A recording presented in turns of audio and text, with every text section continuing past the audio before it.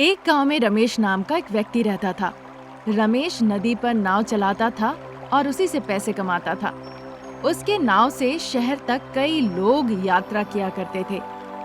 रमेश की माँ शारदा, रमेश की पत्नी अनामिका, वो दोनों घर पे ही रहते थे। तभी एक दिन रमेश कहता है, अरे रे माँ, शहर के होटल में बिल्कुल खाया नहीं जाता। दिन में बस एक ही बार खाना खाता हूँ, लेकिन वो भी इतना बेस्वाद। हाँ बेटा, होटल के खाने में मिलावटी होता है, घर का खाना सेहतमंद होता है। इसीलिए मैं खाना बना के आपको डब्बे में डाल के दे दूंगी। दोपहर में आप घर का खाना खा सकते हैं। पिछले दिन आपको पेट में दर्द हो रहा था ना? हाँ हाँ, दवा लेने के बाद जाके ठीक हुआ। आप इस तरह से दवाइयाँ कब तक खाते रहेंगे? शहर के खाने में तेल में मिलावट होती है, खाने में मिलावट होती है, ऐसा तक कि वहाँ पानी भी गंदा है। लोगों के मरने के पीछे तो यही वजह है। लोगों का स्वार्थीपन बढ़ गया है। लोग सिर्फ अपने बारे में, अपनी खुशी के बारे में सोचते हैं, दूसरों के बारे में बिल्कुल नहीं सोचते। क्या कर सकते हैं, खुद का ख्याल खुद ही रखना होगा। हाँ माँ, कल से मैं टिफिन ले जाऊंगा। अनामिका, तुम टिफिन बना देना। अकेले मत खाना, अपने साथ वाले को भी खिलाना, ठीक है? ठीक है माँ, मैं भी थोड़ा ज्यादा दे दूंगी, ठीक है ना?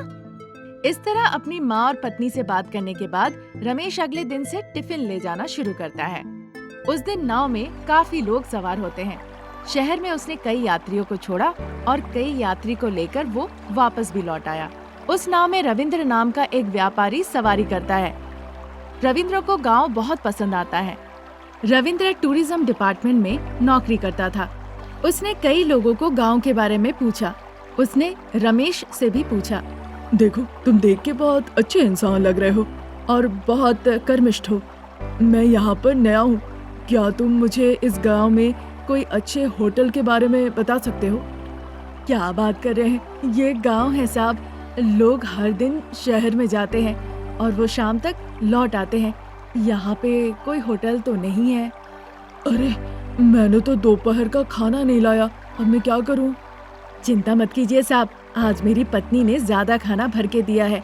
हम दोनों पेट भर के आराम से खा सकते हैं, क्या कहते हैं? Okay, thank you so much. इस तरह रमेश का लाया हुआ खाना रविंद्र खाता है। अनामिका का भेजा खाना रविंद्र को बहुत पसंद आता है। खाना तो बहुत ही स्वादिष्ट है रमेश। अगर तुम यहाँ पे होटल चलाते हो तो बहुत कमाओगे, बहुत मुनाफा होगा तुम्हें। इतना स्वादिष्ट खाना मैंने कभी नहीं खाया। कल इस इलाके में बहुत टूरिस्ट आने वाले हैं। तुम एक काम कर सकते हो। क्या काम सर? एक होटल अपने बोट के ऊपर ही खोल दो। कैसे भी अपनी पत्नी को राजी कराओ, फिर देखना बहुत पैसे कमाओगे। तुम नाव चलाते रहना, तुम्हारी पत्नी खाना पकाएगी और फिर तुम दोनों मिलके पैसे कमाओगे। इस बारे में एक बार सोच के देखो। होटल शुरू करने के लिए हमें राशन पानी चीजों की जरूरत होगी, उतने पैसे कहाँ से आएंगे, आप ही बताइए। अरे पैसे नहीं है, कोई बात नहीं, मैं तुम्हें पैसे दे दूंगा व्यापार शुरू करने के लिए।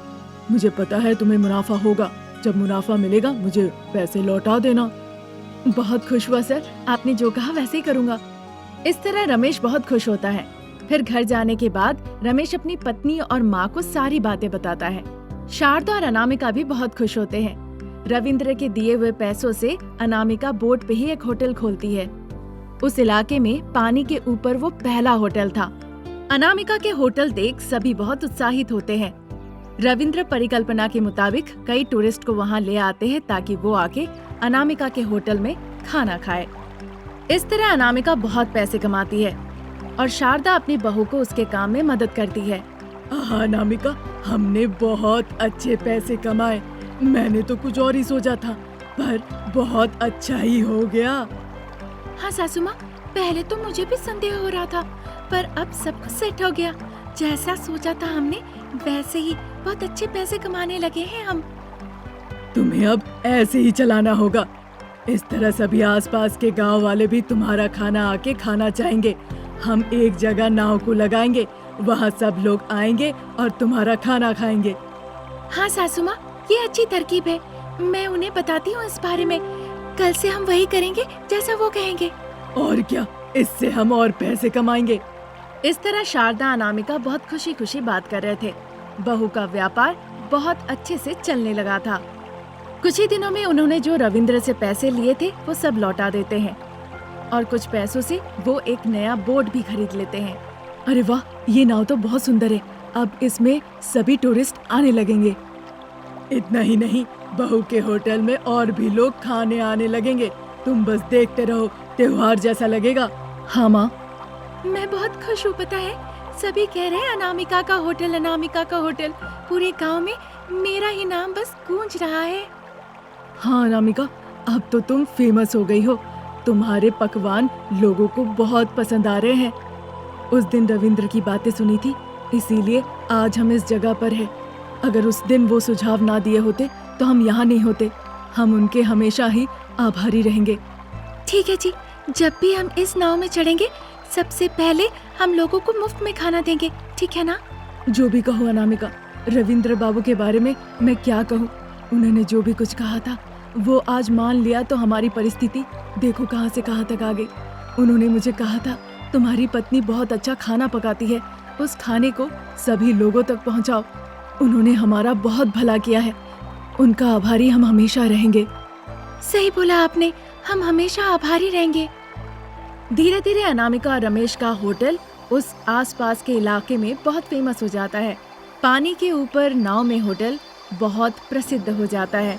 वो बहुत मुनाफा भी कमाने लगते हैं। ये देखकर शारदा और रमेश बहुत खुश होते हैं। उन्हें जितने सोने गहने चाहिए था वो सब धीरे धीरे खरीद लेते हैं। वो एक नया घर भी खरीदते हैं और वहाँ खुशी खुशी सभी रहने लगते हैं। रामपुर नाम के गांव में अनामिका और रमेश एक दंपति रहते थे। रमेश की माँ शारदा। गांव में शारदा के परिवार का अच्छा नाम था। रमेश एक टिफिन स्टॉल चला के अपने परिवार का देखभाल करता था। कम पैसे होने के बावजूद उस परिवार को कोई परेशानी नहीं थी। शारदा अपनी बहू को बेटी से भी ज्यादा मानती थी और उसे प्यार करती थी। तभी एक दिन शारदा अनामिका से कहती है, बेटा अनामिका, आज हम इमली चावल बनाएंगे, बहुत दिन हो गए बनाए। हाँ सासू माँ, मैं भी बहुत दिनों से नहीं खाई हूँ, तो मैं जल्दी से जाके बना लेती हूँ। हम घर पर नहीं खाएंगे, हम खेत में जाके ताड़ के पेड़ के नीचे पका के फिर खाएंगे, उसमें बड़ा मजा आएगा। आपकी भले ही उम्र हो गई है, पर अभी भी बच्चों वाली हरकतें आपकी गई नहीं। ठीक है, फिर वैसे ही करेंगे, ताड़ के पेड़ के नीचे पका के खाएंगे। पर वो इस बात के लिए राजी होंगे क्या? उसकी सहमति का क्या, मैं जो कहूँगी वही होगा, वो जरूर मानेगा।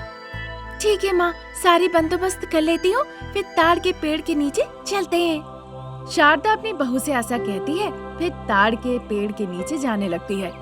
जाने के दौरान उसे अपना बेटा रमेश मिलता है। वो अपनी माँ को देखकर हैरान रह जाता है। माँ, तुम यहाँ कैसे? क्यों रे, मुझे यहाँ आना नहीं चाहिए? नहीं माँ, आमतौर पे आप निकलती नहीं है ना, इसलिए पूछा। मुझे अपने ताड़ के पेड़ के नीचे इमली चावल पका के खाना है, इसीलिए बहू भी आ रही है पीछे से।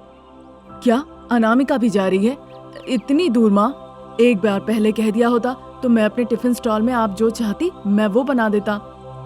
सुनो, मेरा मन किया इसीलिए मैं खा रही हूँ। इस बारे में बहू से कुछ भी कहा तो मैं तुम्हें छोड़ूंगी नहीं। यहाँ बिना परेशान किए हुए जो पकेगा वो खाओ।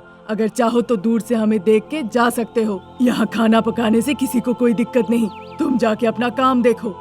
ठीक है माँ। रमेश और शारदा जब बात कर ही रहे थे तब अनामिका वहाँ पहुँचती है। अनामिका पकाने के सारे जरूरत की चीजें वहाँ ले आती है। उसे देखकर रमेश हंसने लगता है। ऐसा लग रहा है कि तुम्हारा घर द्वार नहीं है, यहाँ आके खाना पका के खाओगे। पागल हो गई क्या? ये पागलपन नहीं है, इसमें खुशी है। अगर हम हरे भरे खेत के बीच में महीने में कम से कम एक बार पका के खाते हैं तो बहुत अच्छा लगता है जी। छोड़ो, तुम लोग से कौन बहस करे, जो करना है करो। मैं जा रहा हूँ अपना व्यापार संभालने। अनामिका और शारदा खाना पकाने में लग जाती है। अनामिका इमली राइस बनाने की तैयारी में लगती है और शारदा सब्जियों को छोटे छोटे काटने में लग जाती है। फिर गर्मा गर्म इमली राइस बनके तैयार हो जाता है। उसकी खुशबू रमेश के स्टॉल तक पहुंचती है। रमेश सब काम छोड़ के वहाँ पहुँच जाता है। वाह, क्या खुशबू है। मुझे थोड़ा इमली चावल दो ना माँ, मैं टिफिन स्टॉल में ले जाके खाऊंगा। मेरे स्टॉल में बहुत भीड़ है, अभी सब डब्बे में रख दोगी तो मैं वहाँ जाके खाऊंगा। ये लो बेटा, खा लेना। ये कहकर शारदा और अनामिका रमेश को इमली राइस दे देती है। रमेश उसे अपने स्टॉल में ले जाके थोड़ा थोड़ा खाने लगता है। तभी वहाँ एक आदमी आता है और टिफिन के लिए पूछता है। वहाँ वो इमली राइस देखता है और फिर वो इमली राइस मांगने लगता है। रमेश कहता है कि ये बेचने के लिए नहीं है, फिर भी वो आदमी अड़े रहता है उस बात पर। फिर वो रमेश का इमली राइस खाता है और पैसे देके चला जाता है। इमली राइस के लिए पैसे मिले ये सोच के अनामिका शारदा बहुत खुश होती है। उस दिन से शारदा और अनामिका इमली चावल बनाती है और रमेश को दे दिया करती है। रमेश वो इमली राइस बेचकर पैसे भी कमाता है। ये देखकर अनामिका के दिमाग में एक बहुत अच्छी परिकल्पना आती है। माँ, इमली चावल बनाने के बाद हम तो खाली रहते हैं। इमली चावल बेचकर हम पैसे कमा ही रहे हैं। अभी गर्मियों का मौसम है, सभी लोग अपने सेहत ठीक रखने के लिए तार गोला खाया करते हैं। हम तार गोला भी तो बेच सकते हैं और ऐसे पैसे भी कमा सकते हैं। तार गोला बेच के भी हम व्यापार करेंगे। वैसे भी हमारी इमली चावल बिक ही रही है। अगर हम उसके साथ तार गोला भी बेचे तो ज्यादा पैसे कमाएंगे। फिर उन पैसों से हमें जो मन करेगा हम खरीद सकते हैं। क्या कहते हैं माँ जी? हाँ बेटा, तुमने बिल्कुल सही कहा। वैसे भी गर्मी बर्दाश्त नहीं होती। अब चाहती हूँ कि एक कूलर खरीद के ठंडा रहे। और तुम क्या खरीदोगी? मुझे कुछ नहीं चाहिए सासू माँ। घर पे अगर एक फ्रिज हो तो अच्छा होगा। मैं उन पैसों से एक फ्रिज खरीदूंगी। जल्दी हमें ये व्यापार फिर शुरू कर देना चाहिए। रमेश, ओ रमेश, कहाँ हो बेटा? अभी तक वो नींद से नहीं जगे माँ, वो कमरे में ही है। मैं उसे जगाती हूँ। रुको। रमेश, ओ बेटा रमेश। तुम लोगों की बातें सुन के आँख खुल गई माँ। तुम लोगों की सारी बातें मैंने सुन ली है। मैं तुम्हारे व्यापार में मदद करूँगा। कल से ही हम तार गोला बेचना शुरू करेंगे। रमेश की बातें सुन के अनामिका और शारदा दोनों बहुत खुश हो जाती है। अगले दिन से ही रमेश तार गोला ले आता है और शारदा अनामिका उन तार गोले को बेचना शुरू कर देती है। तार गोला बेचकर वो काफी मुनाफा कमाते हैं। क्योंकि गर्मियों का मौसम था, इसीलिए कई लोग तार गोला खरीदते हैं और इस तरह उनका व्यापार आसमान छूने लगता है। दूसरी तरफ रमेश अपने टिफिन सेंटर में ठंडा ठंडा बटर मिल्क रखने लगता है। ठंडा ठंडा बटर मिल्क बेचकर उसे भी बहुत मुनाफा होता है। मुनाफे में जो पैसे मिलते हैं उससे शारदा अपने लिए कूलर खरीदती है, अनामिका घर के लिए एक फ्रिज खरीदती है और रमेश खुद के लिए एक मोटरसाइकिल खरीदता है। उस परिवार के हर एक सदस्य बहुत परिश्रम करता है और खुशी खुशी जीवन बिताता है।